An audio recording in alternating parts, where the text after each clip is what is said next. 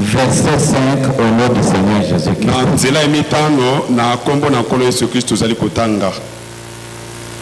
Nous parlons sur le thème faites tout ce qu'il vous dira. Aujourd'hui nous parlons sur l'âme. Sa mère dit aux serviteurs, faites tout ce qu'il vous dira. Le véritable Dieu, toi le président Saint-Esprit, nous pouvons lire à partir des études faites, mais le contexte c'est toi qui peux, oh Dieu, le donner. Parle-nous, nous abandonnons à toi l'auditoire au nom du Seigneur Jésus-Christ. Amen. Amen. Veuillez vous asseoir, que Dieu vous bénisse.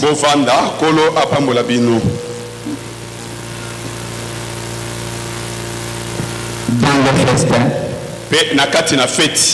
comme on n'avait plus encore de vin, Marie dit aux serviteurs, faites tout ce qu'il vous dira.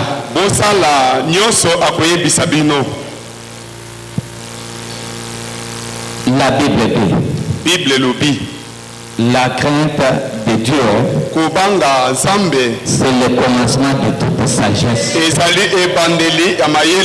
Donc quand Dieu parle, nous obéissons à son parler.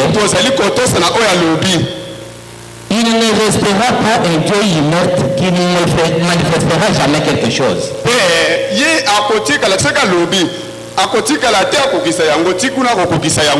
Il va faire quelque chose. Mais un petit conseil. Jésus-Christ dit, si quelqu'un écoute ma parole, donc écoutez, et croire à celui qui m'a envoyé, à la vie éternelle. Donc je ne vous demande que m'écouter. Je lis Frère Branham. Le sermon à qui irons-nous? Prêché le 6 juin 1960. Nous avons vu que Branham nous dit, l'homme est un être triple. Il a le corps. Nous avons déjà parlé du corps. Il a l'âme et l'esprit. Donc nous parlons sur l'âme. 34.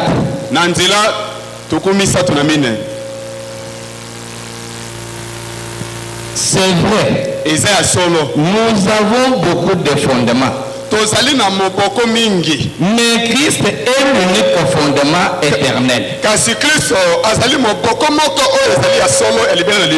Tout le reste s'écoulera,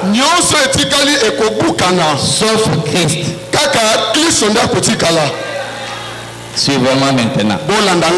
Vous pouvez faire de vos richesses votre fondement.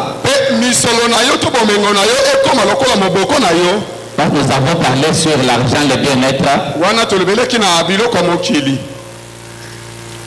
Vous pouvez avoir beaucoup d'argent. Laissez beaucoup d'argent à vos enfants. Qu'est-ce que cela fera? À quoi aboutissent les richesses? Au chagrin, aux déceptions, au conflit, au désaccord, à la déchéance, à la fusillade, au vol, au meurtre, et parfois, finalement suicide. L'argent, le banque, peut vous faire faillite. Fermé.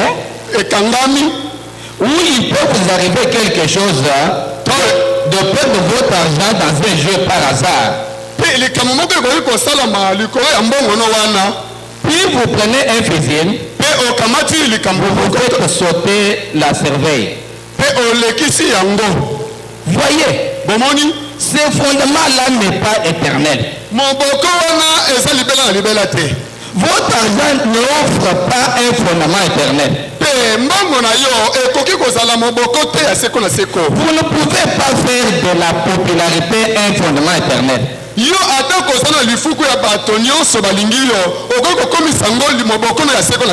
bien, vous pouvez avoir de l'argent.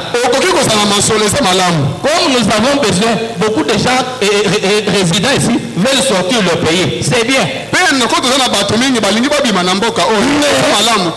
Ce n'est pas un fondement éternel.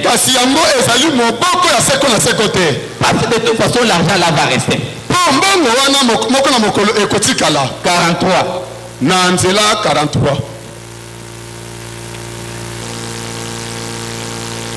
Montrez-moi un endroit ou une place où vous pouvez aller, ou quelque chose que vous pouvez faire, ou quelque chose que vous pouvez réaliser,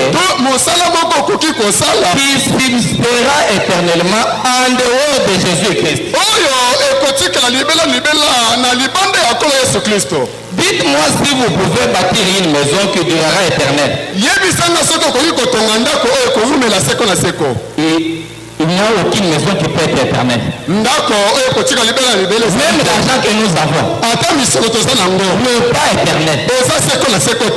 Ce qui convient, c'est seulement que l'âme soit sauvée. Maintenant, on dit que l'âme, c'est la nature de l'esprit. Donc le Saint-Esprit demeure dans l'âme. L'âme se trouve dans le cœur. Même si vous avez de la popularité, vous avez l'argent, ce sont des fondements éphémères. Mais le fondement éternel, c'est Christ, la parole. Parce que la Bible dit, Christ en moi, c'est l'espérance de la gloire. Et ce que Dieu a promis d'avance, il les a appelés. Ce qu'il a appelé, il les a justifiés. Et ce qu'il a justifié, il les a glorifiés. Donc que Dieu nous glorifie,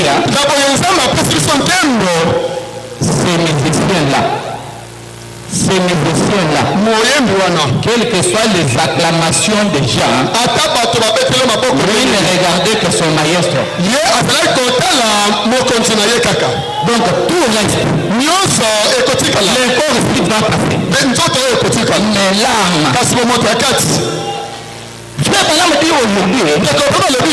beaucoup de gens chérissent leur corps,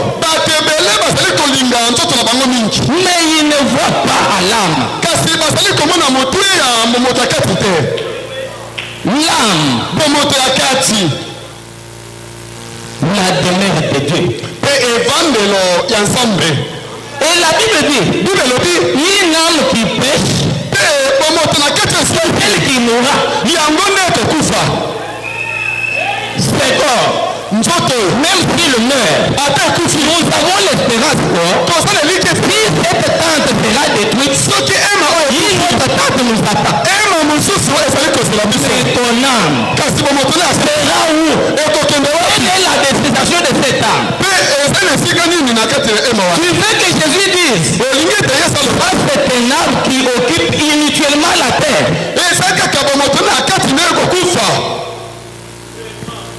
Un jour, frère Madame Bill est entré dans un mystère. Il a vu un tableau d'un homme qui pesait 68 kilos.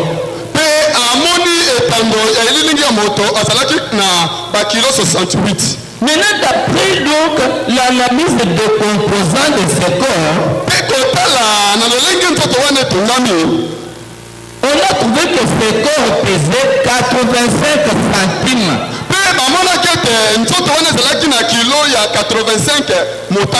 Donc centimes de dollars. En dessous d'$1. $1 c'est 2800. Mais la valeur de ce corps n'arrive même pas à 2800. Pourquoi? Parce que dans ce corps, il n'y a pas d'or. Vous savez que l'or pèse ici. Il n'y a pas d'argent. Il n'y a pas de cuivre. Il n'y a que de calcium, fer, potassium, argile. Donc ce corps n'a pas de valeur. Donc voyons l'âme. Parce que quand elle vient du ciel, on rachète l'âme. On reste dans l'âme qui est éternelle. C'est ça le fondement éternel.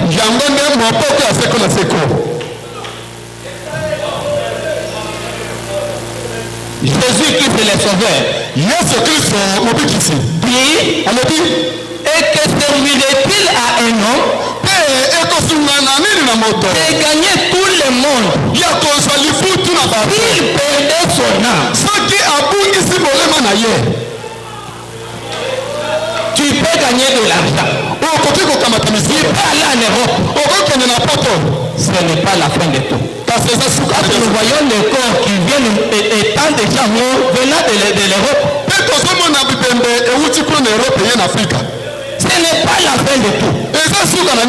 Même si tu es connu, tu as tout. Ce n'est pas la dernière chose. Et Jésus qui se dit, que donnerait-il à un homme en échange de son âme?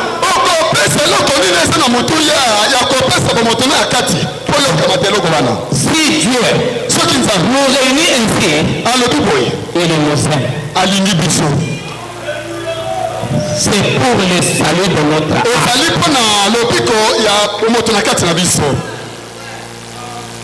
La Bible dit, l'affection de la chair,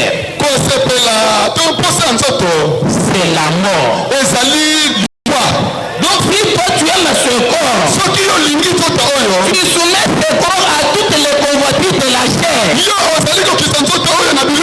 Celui qui aime le monde et les choses de ce monde, l'amour de Dieu n'est pas en lui. Même si la personne vit, elle est morte quoique vivante.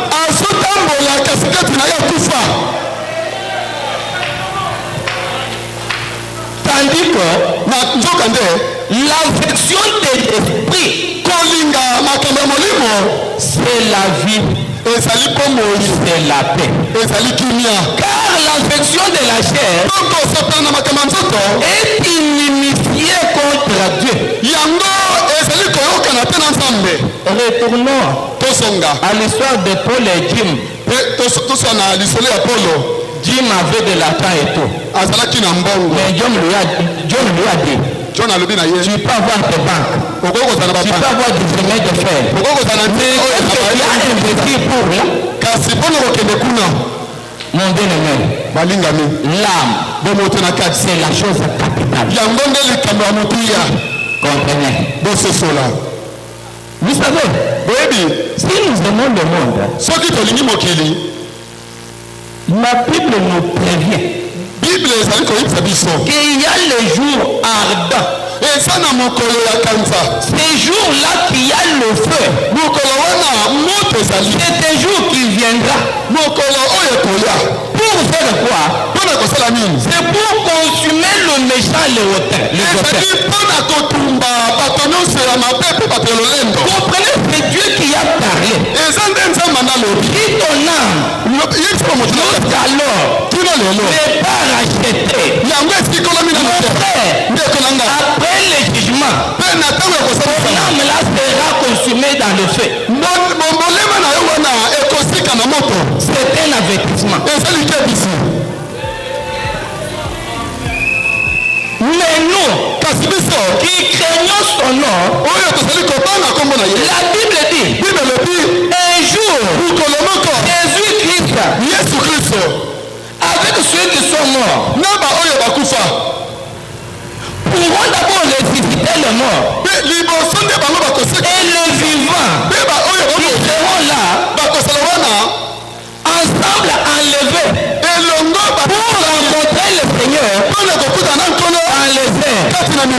Soulignons là-bas dans les airs. Pas sur la terre. Dans les airs. Quand Jésus viendra pour la deuxième fois, prendre son épouse. Dans les airs. Ceux qui disent notre frère Branham était venu, c'était sur la terre. Ça a pris la parole là. Une vache sur l'arbre. Branham dit qu'il y a 3 venues. La première venue, c'est pour racheter l'humanité. Et il les a rachetés. La deuxième venue, c'est pour prendre l'épouse. Et la troisième venue, c'est quand il descendra là-bas à Israël pour le millénium. Branham, c'est la seconde venue. Jésus était sur la terre. Parce que nous savons que Isaac, pour rencontrer Rebecca, Rebecca sortait de chez elle. Isaac aussi, il se rencontre dans le champ. Et même nous l'épouse, nous allons partir. Rencontrer le Seigneur. Jésus ne pourra pas détenir la terre. C'est ça notre promesse. Amen. Nous l'attendons. Écoutez ce que Branham dit. C'est ainsi comme nous l'attendons. Voyons l'état de notre âme. Lieu d'adoration que Dieu a choisi. Un sermon prêché le 22 65. Or la nuit c'était le 28 février 63. Paragraphe 4. Dans ce qui dit de la nuit c'est la descente. Les anges avaient dit sur même Jésus que vous voyez partir. Il est venu de la même manière. Comment il est venu d'abord Jésus pour nous racheter? À la seconde venue, il vient maintenant Jésus nié.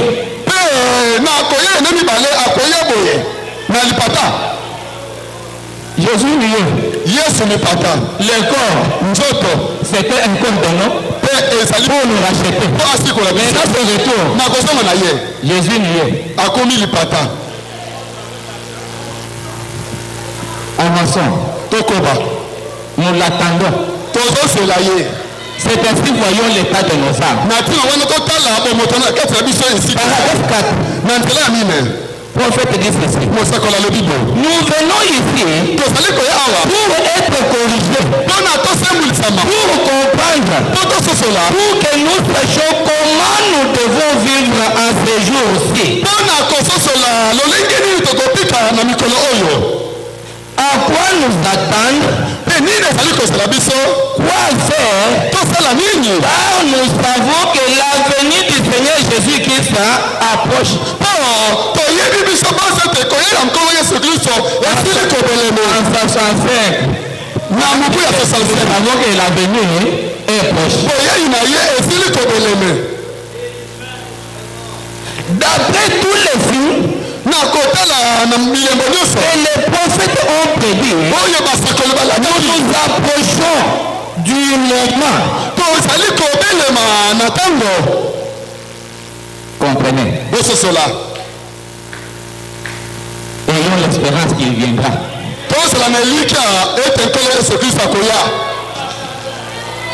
Il viendra, Jésus. Si c'était lui en 63, comment Branham parle encore de sa venue en 65? C'est ainsi, mes bien-aimés. Ce monde va passer. Branham dit dans les sermons, ces paroles infaillibles.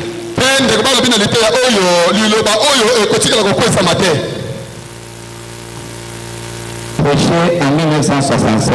Et terminé à Mobuya 65. Branham dit, paragraphe 35 et 36. Nanzela 35 plus 36. Tous les 2000 ans, quelque chose est arrivé sur la terre. Quand Dieu a créé Adam et Ève, on a compté les années. 2000 ans. Dieu a tué les gens qui étaient là au temps de Noé. Et il y a un événement. Noé est resté avec sa famille. À côté de 2000 ans, Jésus-Christ est né. C'est un grand événement. Et la naissance du Seigneur Jésus-Christ. On a compté jusqu'aujourd'hui. Ça fait 2024. C'est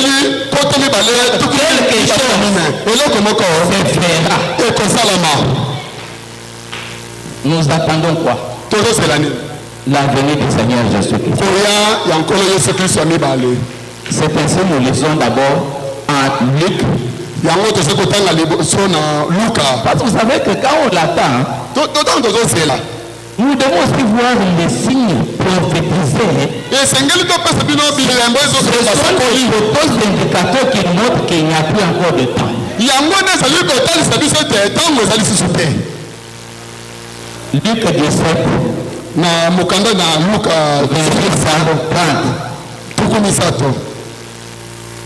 Verset 26. Parce que nous voulons parler de Noé.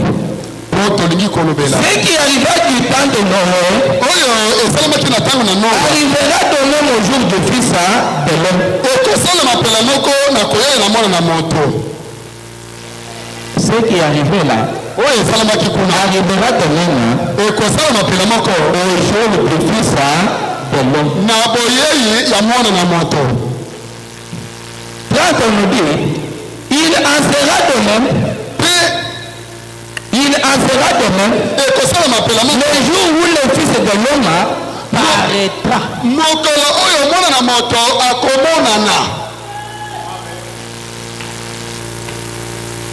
Comprenez. On a demandé à Frère Branham. Question-réponse 23 8 64. Paragraphe 101 102.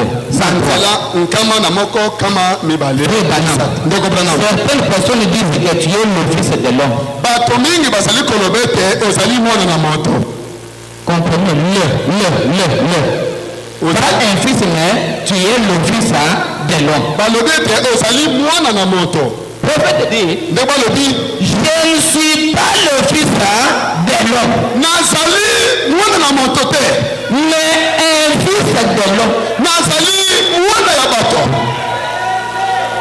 Le Fils de l'homme, c'est le prophète Dieu. C'est le Messie. Il est seul. Les autres prophètes, Jérémie était un fils de l'homme. Abraham était un fils de l'homme. Mais le Fils de l'homme est unique. Branham a dit même, Jésus est le Messie. Et nous sommes des Messieurs. Amen. Comprenez bien. Donc quand le Fils de l'homme paraîtra, le Fils de l'homme. Écoutez, le problème que nous avons, nous traduire le message, c'est quoi? Je lis ici. Un drôle de personnage. Prêcher le 14-6. 110. Non, 110. Paragraphe 1. Oui. Et nous croyons que Dieu doit être manifesté dans ces derniers jours parmi son peuple. Nous croyons à la semence de lui, selon la Bible, sous la forme du prophète. C'est bien. Maintenant, Branham dit, c'est tout à fait conforme à la parole. Non pas que cet homme-là est Dieu. Non pas que cet homme-là est Dieu. Même si nous voyons le discernement prophétique dans un homme, c'est bien qu'il s'est manifesté. Cette personne-là n'est pas Dieu. Il est toujours un fils de l'homme. Le fils de l'homme, c'est celui qui marchait entre les feux de chandelier. de l'homme était dans sa main comme étoile. Le fils de l'homme était en train de marcher. Pour les 7 âges, il s'en c'est lui seul. Il est le commencement. Et la fin. Alpha et Omega. C'est lui l'admirable. Et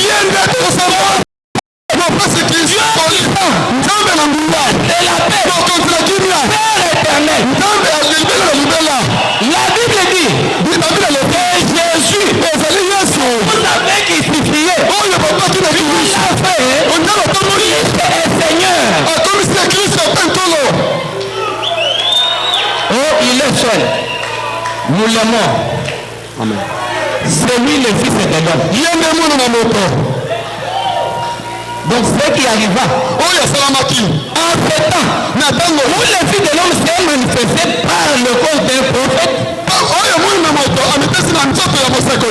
La manifestation. Mais cela ne fait pas ces prophètes Dieu.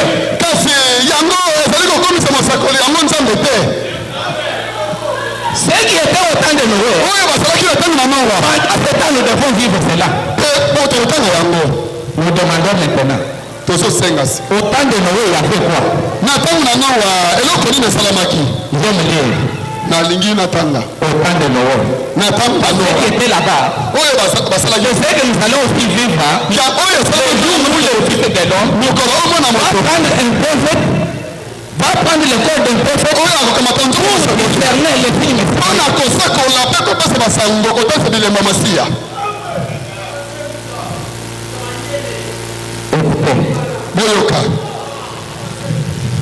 Genèse na mukanda na ebandeli chapitre 6 mokapra motoba verset 1er na nzela ya liboso.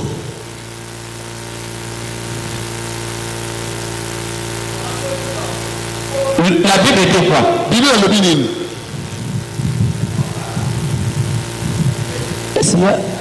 Donnez-moi votre Bible et donne-moi mes excuses. Ok, je vais lire. Nakotanga. Genèse 6, chapitre 1er.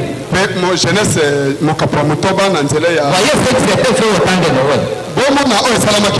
Lorsque les hommes eurent commencé à se multiplier sur la terre, et que les filles et leurs filles naissent. Au temps de Noé, il y avait la multiplication des gens. Ça doit se faire. Je continue.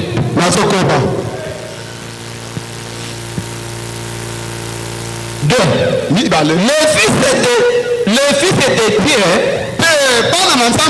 virent que les vies des hommes étaient belles. Deuxième chose, la beauté des femmes. Ceux qui étaient au temps de Noé. Et ils le prirent pour femme. Parmi tous ceux qui le choisirent. Quand ils ont vu qu'il y a eu beaucoup de gens, les femmes étaient devenues belles. Ils ont commencé à le prendre. Marié. Comment la tête qui m'a fait marier me prendre? Beaucoup de gens, la beauté de la femme, on commence maintenant à prendre des femmes. On prenait des cacahuètes. C'est ce qui était à ce temps-là. Dieu a fait quoi maintenant? Il a dit Noé, fais maintenant l'arche de vos fesses. 4 choses. On a vu au temps de Noé. Multiplication des gens. La beauté de la femme. L'union libre. Et la construction de l'âge. La construction de l'âge.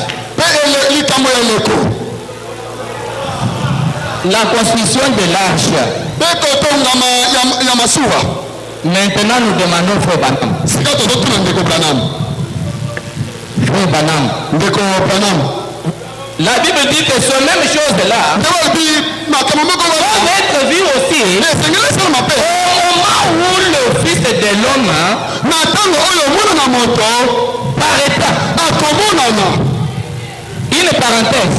Dans le sermon de ce moment, le 7 juillet 62, paragraphe 103, il y a une différence entre l'apparition et la venue. Quand on dit paraître, c'est la manifestation. Comme nous voyons Dieu se manifester.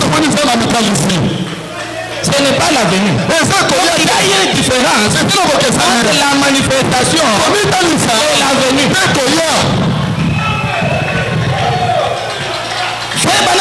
Maintenant,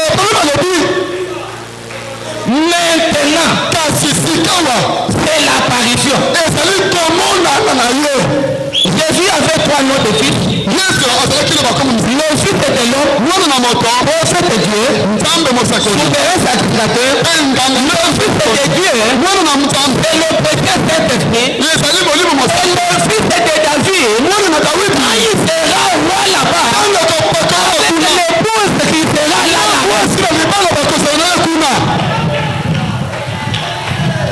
Donc il y a la différence entre la venue et l'apparition. Même quand Dieu parle au travers de nos bien-aimés là-bas, même Paul, la voix de Damas, la lumière là, c'est l'apparition. Même Israël, c'est l'apparition. Même Houston, on a parlé de la région divine. La lumière là, c'est l'apparition.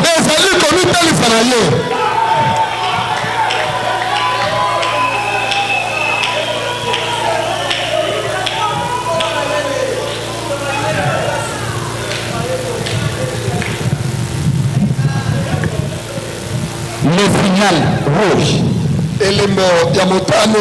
Paragraphe 40. Frère Balam dit,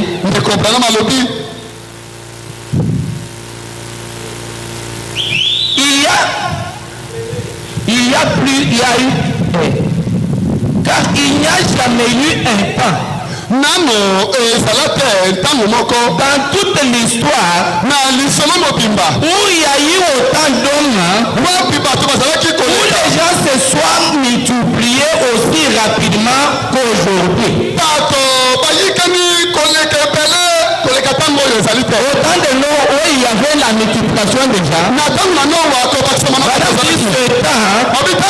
y a eu une multiplication terrible déjà.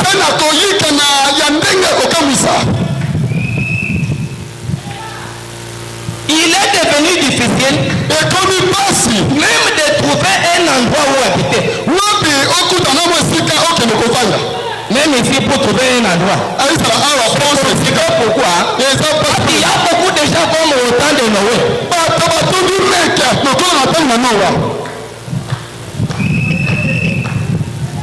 Donc la multiplication déjà. 43. Que dire de la Chine?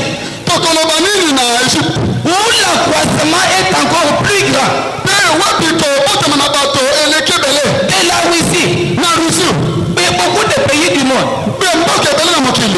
Paragraphe 42, Ibrahim dit, on a cherché même à castrer des hommes pour qu'ils soient stériles.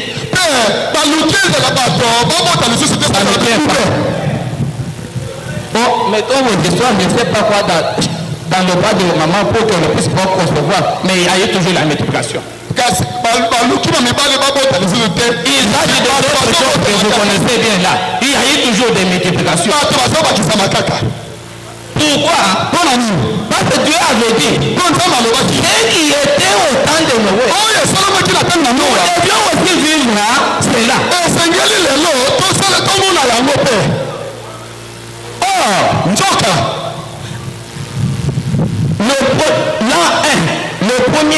La première année 1, sur la terre il y avait 170 millions de gens. En 1650,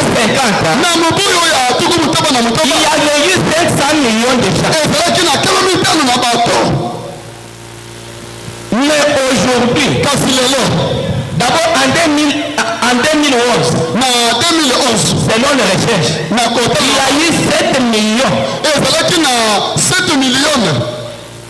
mais aujourd'hui kasi lelo nous comptons 8 milliards de la population. tokomi na bakiasa ya bamiliare ya mwambe. Voyez bien. Donc la multiplication des gens là est significative. Deuxième chose, les femmes étaient devenues belles. La beauté de la femme. Compliqué. La Bible dit. Ayant au milieu de païens une parure,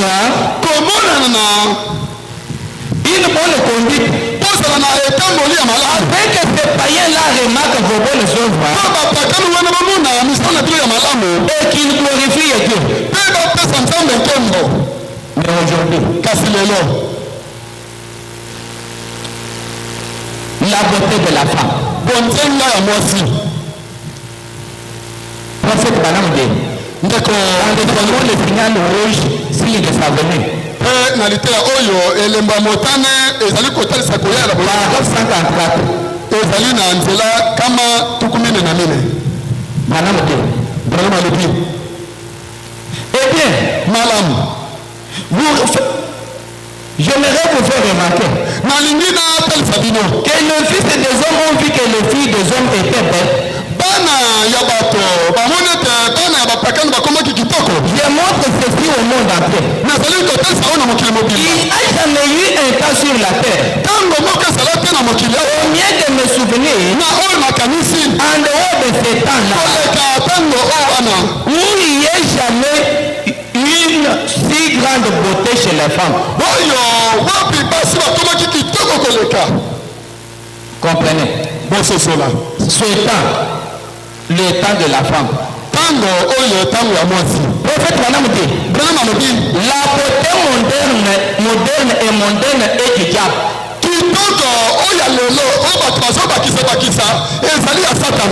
Que je sois bête. Balaam dit que du diable. Et il va plus loin pour dire le maquillage est un signe du paganisme. Et si vous voyez une femme qui se maquille, salut là, bonjour chien de l'enfer. Parce que Jézabel était aussi consumée par les chiens.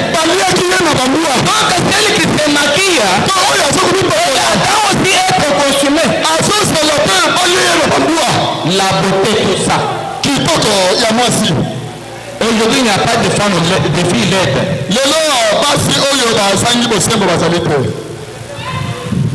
C'est pour confirmer la parole de Dieu. Lisons les noms blasphématoires. Paragraphe 86. Prophète Balaam dit, j'ai toujours été accusé d'être dur avec mon soeur à propos des cheveux coupés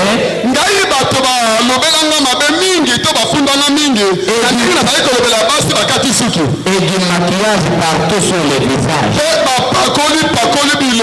et ce genre de choses. J'ai toujours été accusé d'être dur avec mon soeur. Ce n'est pas fait que je crois que ce soit contre cela. Je ne dis pas que la femme n'est pas une femme bonne. Ou qu'elle fait le trottoir ou d'autres. Ce n'est pas mon attitude. Écoutez frère Balaam. Mais Balaam c'est quoi? Si la femme met autant d'artificiel au-dedans, s'il vous plaît, si la femme met autant d'artificiel au-dehors, soki mwasi abakisa na libanda.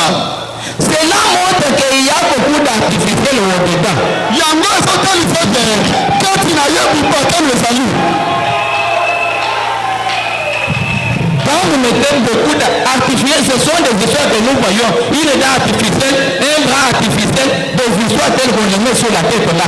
Quand vous voyez cela, ça montre qu'au-dedans, il y a encore beaucoup d'artificiels. Tango mwasi akamati bamanzaka tie, mesha tie, biloko mukusa tie, akamati na makolo kuna tie, ezotalisa na kati na yo, ezali pe bongo. Là où ça devait être rempli de Christ. Wana esike esengelaki Kristo asala. Parce que l'extérieur oyo ya libanda exprime ce qu'il y a à l'intérieur. Ezotalisa oyo ezali na kati. La Bible dit, c'est à leur fruit que vous les reconnaîtrez. Na misala na bango nde bokoyeba bango. Vous voyez, bomoni, là où Christ devait être là-dedans, bipai oyo Kristo esengelaki avanda na kati. Elle devait se soucier de Dieu. Esengelaka na mposo na Nzambe. Se soucier d'autre chose. Ezali na mposo biloko mosusu. Au lieu de cet appareil artificiel. Na esengeli alongola lolenge oyo ya bopakano. Prophète dit, vous savez, les paupières vertes. Eza mwana popi oyo Paupières babilokasi. merci. Ce sont des histoires artificielles que certaines personnes achètent. Il y a même des films, vous voyez une femme, vous regardez, vous dites c'est comment. Jusqu'ici.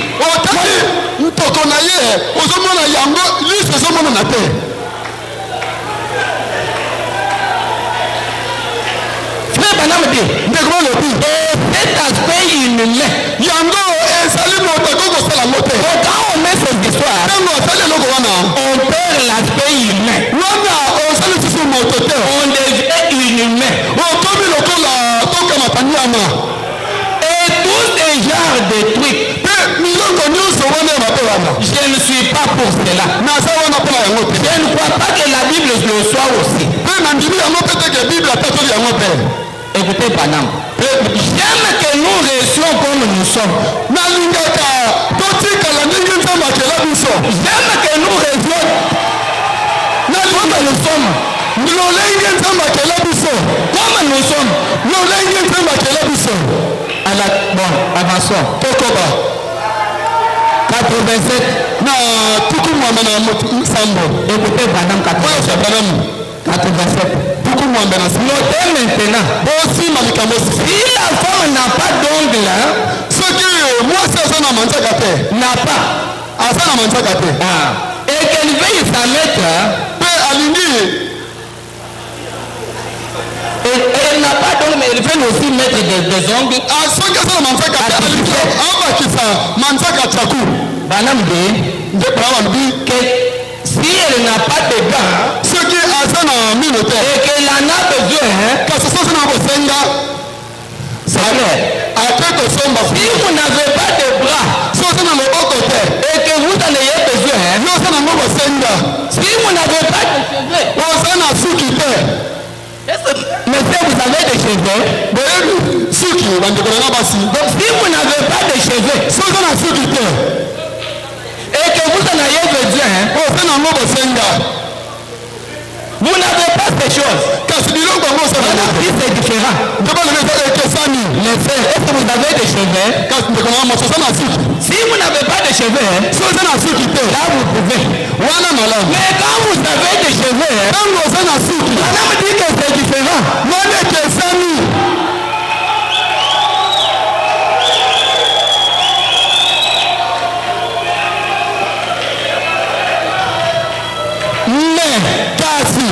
Quand vous enlevez vos bonnes dents naturelles, parce qu'elles ne sont pas brillantes, et qu'elles devaient l'être, alors vous avez mal fait.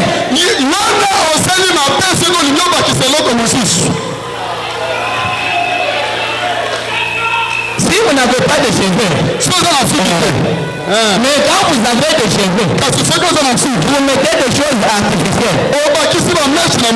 La volonté de Dieu est là. Si vous avez des cheveux roux et vous en voulez noir, vous descendez ici, vous les mettez en noir, vous avez mal fait.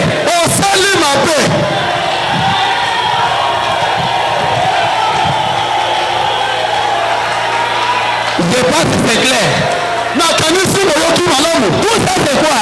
La beauté de la femme. C'est pour que ceux qui étaient au temps de Noé, qui a 7 ans, pour montrer qu'il n'y a pas encore de temps.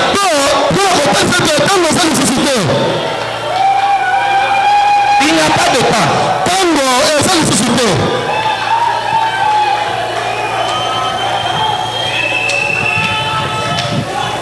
Frère Branham dit, dans le sermon combat ardemment pour la foi, Genèse 14, 6 et 53, il dit ceci, Dieu n'est pas dans la beauté faite de mes dons. Il n'est pas là-bas. Il dit, la beauté de la sainteté, c'est là que Dieu demeure.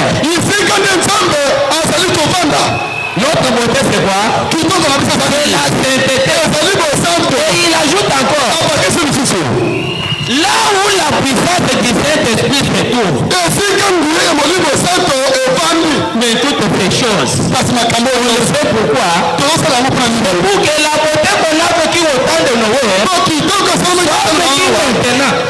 Pour nous les siècles, on dit qu'il n'y a pas le temps de préparer notre âme. Parce que Jésus est sur le point de faire quelque chose.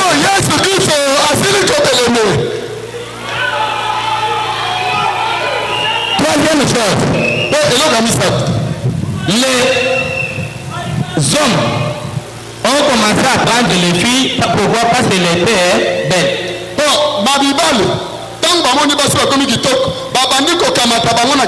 Vous savez qu'il y a des histoires qu'on peut voir nous-mêmes ici. Une femme est là avec beaucoup d'enfants avec son mari, aussi longtemps que son mariage là soit connu. La Bible dit que le mariage est honorable. Après le salut c'est la femme. Pas qu'elle voit le mariage. Même Eliezer, pour aller chercher Rebecca, elle était allée avec les dons. Avec les dons. Mais aujourd'hui, aucune dot te donnée. Ils sont là, il n'y a que des enfants. L'union libre, ceux qui étaient au temps de Noé, c'est ce que nous devons encore maintenant.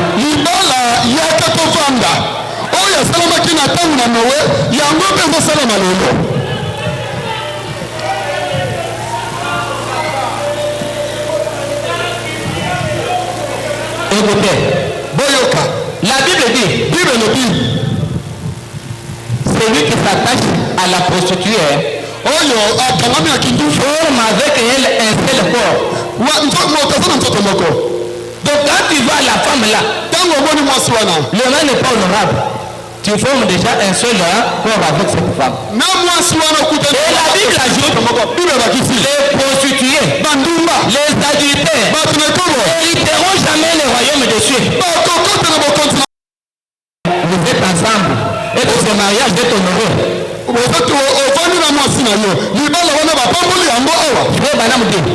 Même si vous avez donné la dot, mais le mariage n'est pas consacré, vous vivez dans la dette. Nous sommes mariés, ça fait beaucoup de temps, mais il n'y a rien qui est donné, c'est la dette.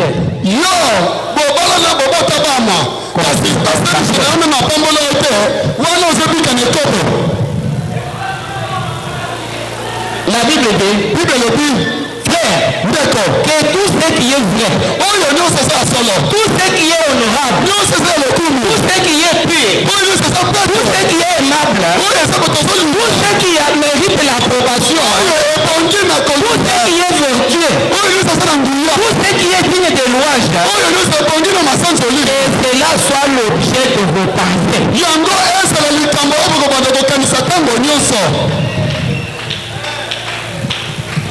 Maintenant, quatrième signe, on a vu la multiplication aujourd'hui. On a vu la beauté aujourd'hui.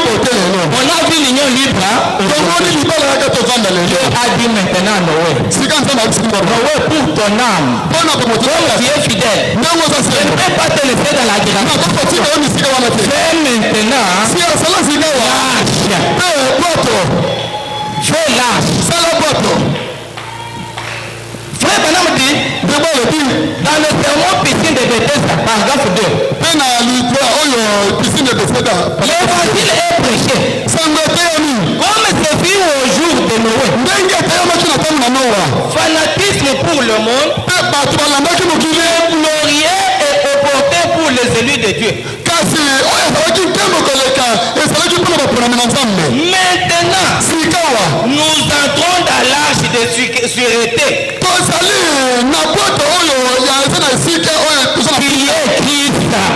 Christ. Donc notre âge c'est Christ. Elle lui dit, fais l'âge de Gopher. Pas n'importe quel bois. C'est le mal de Gopher. Pourquoi le Gopher? C'est un bois qui est flexible. C'est le type d'un véritable croyant. La parole condamne les choses qui est flexible à la parole. Quand la parole condamne l'union libre, qui est flexible à la parole. La parole condamne la bonté. Qui est flexible. Il lui dit maintenant, fais lâche. Tu vas oindre à l'intérieur et à l'extérieur de quoi? C'est le goudron ou le bitume. Si l'extérieur a le poids, l'extérieur le poids, on n'entrera jamais. Le danger n'entrera jamais. Pour que le danger n'entre pas, on dit que notre poids c'est quoi? C'est le baptême du Saint-Esprit. On dit que le baptême du Saint-Esprit, c'est la voie que Dieu a pourvue pour ce jour. Le baptême du Saint-Esprit, c'est l'étoile polaire, c'est l'étoile éternelle. Le baptême du Saint-Esprit, c'est le titre de propriété. Le baptême du Saint-Esprit, c'est notre alliance avec Dieu. Le baptême du Saint-Esprit, c'est la vie qui était dans le sang. C'est l'agneau immolé. Accroché sur les linteaux. Et cette tâche, avec trois parties. Or, un enfant de Dieu. Toi, c'est la perfection. Notre perfection, c'est la justification par la foi, sanctification par la parole et le baptême du Saint-Esprit. Que Dieu vous bénisse.